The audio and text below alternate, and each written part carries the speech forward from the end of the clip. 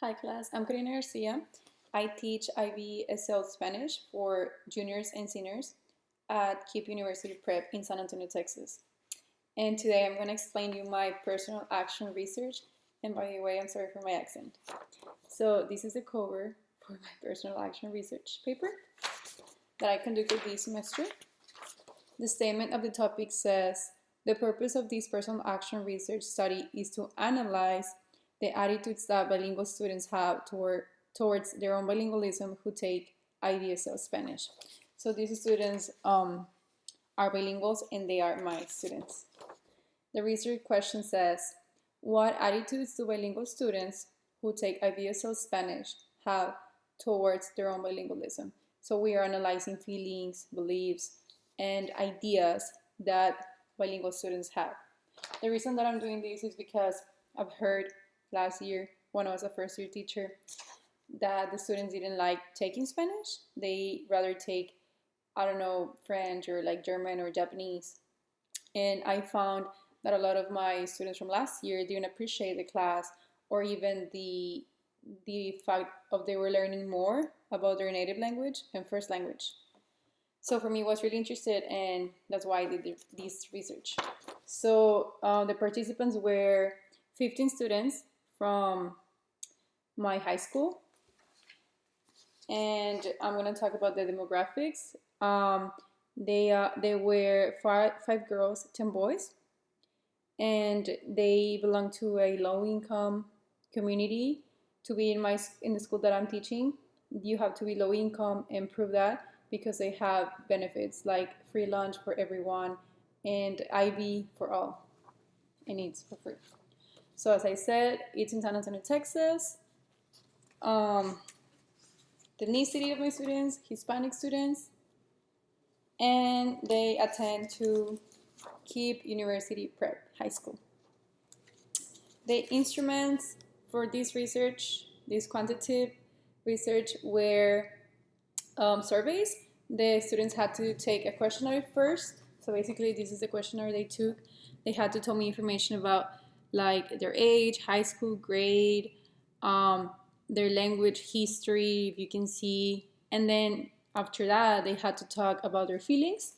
And then they had to explain beliefs and attitudes about being bilingual.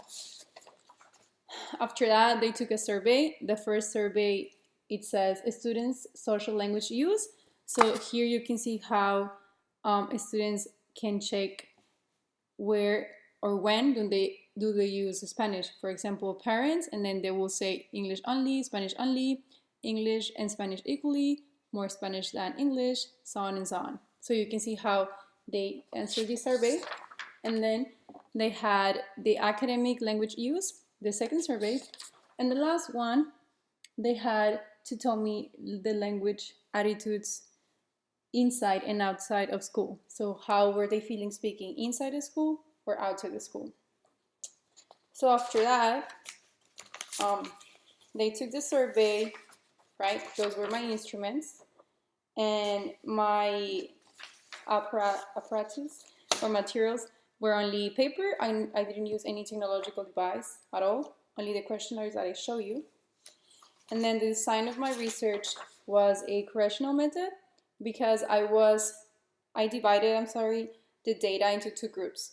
Group A were the students who wanted to take the survey in English, and Group B were the students who wanted to take the survey in Spanish. So they took it during my class, and I counted a affirmative grade. The principal led me and everything.